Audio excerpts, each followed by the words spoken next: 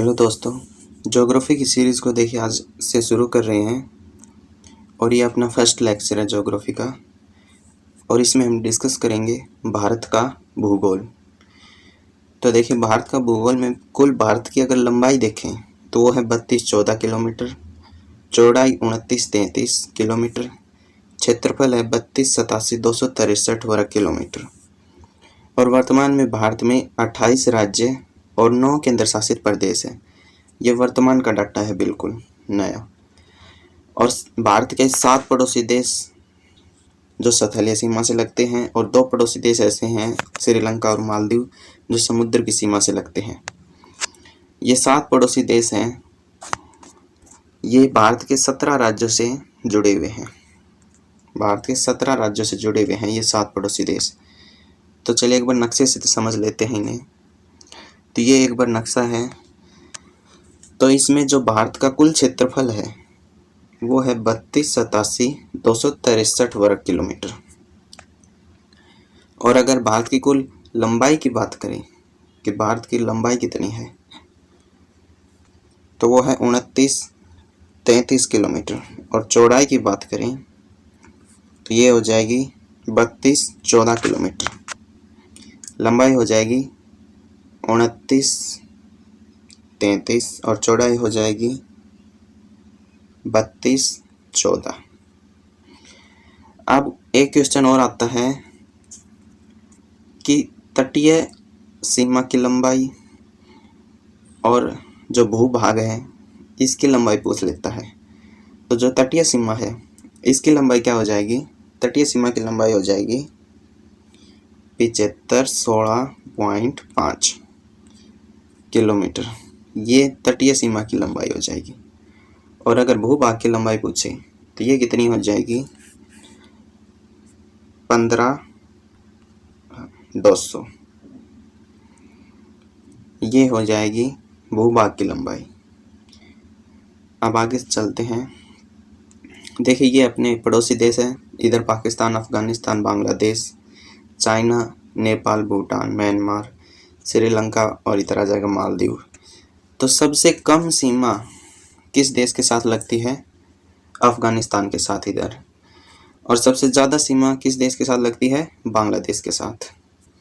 और जो ये त्रिपुरा है यहाँ पर, ये बांग्लादेश से 3 तरफ से घिरा हुआ है त्रिपुरा राज्य। ये क्वेश्चन डायरेक्ट पूछते हैं।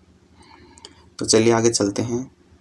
बांग्लादेश से सबसे ज़्यादा अपनी सीमा जुड़ी हुई है और त्रिपुरा राज्य बांग्लादेश से 3 तरफ से घिरा हुआ है। समुद्र तट से कितने स्टेट लगते हैं? तो 9 राज्यों की सीमाएं समुद्र तट से लगती है तथा गुजरात की जो सीमा तटीय रेखा है वो सबसे ज़्यादा बड़ी है। अब दूरस्थ स्थानों को देख लेते हैं। तो देखिए उत्तर में जो लास्ट पॉइंट है वो अपना है इंदिरा कोल, यानी कि ये जम्मू कश्मीर के अंदर है इंदिरा कोल। दक्षिण में है इंदिरा पॉइंट, ये निकोबार द्वीप समूह में है। और पूर्व में है वालांगू, ये अरुणाचल प्रदेश में स्थित है। पश्चिम का हो जाएगा सरक्रिक, ये गुजरात में है। यानी कि उत्तर में इंदिरा कोल और दक्षिण में इंदिरा पॉइंट, पूर्व में हो जाएगा अपना वालांगू जो अरुणाचल प्रदेश में है और पश्चिम में कौन सा है? सरक्रिक, ये गुजरात में स्थित है। सबसे लंबी नदी कौन सी हो जाएगी? सबसे लंबी नदी है गंगा। और सबसे ऊंचा पर्वत हो जाएगा केटू गॉडविन ऑस्टिन। अब आगे देखिए, ये भारत का सबसे ऊंचा पर्वत है केटू गॉडविन ऑस्टिन। ऊंचा जलप्रपात जोग गोरस्पा, सबसे ऊंचा जलप्रपात हो जाएगा, कर्नाटक में स्थित है जोग गोरस्पा। और ऊंचा बांध कौन सा हो जाएगा? टेहरी, ये उत्तराखंड में है, भागीरथी नदी पर स्थित है टेहरी बांध। आगे आता है सक्रिय ज्वालामुखी। तो सक्रिय ज्वालामुखी भारत में 2 है, नारकोंडम और बैरन। और ये दोनों अंडमान निकोबार में स्थित है। अगर ज़्यादा डीपली जाएगा तो ये पूछ लेगा कि नारकोंडम कहाँ पर है? तो ये है निकोबार में, यहाँ पर भी नए है और यहाँ पर भी नए है। और बैरन कहाँ पर हो जाएगा? अंडमान में।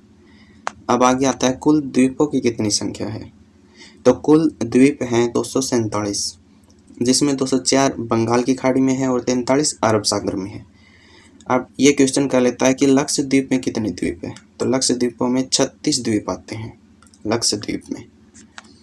आगे देखिए स्थलीय सीमा की कुल लंबाई, ये हम कर चुके हैं डिस्कस, कितनी हो जाएगी 15,200 स्थलीय सीमा की, और 7,516 ये हो जाएगी तटीय सीमा की कुल लंबाई।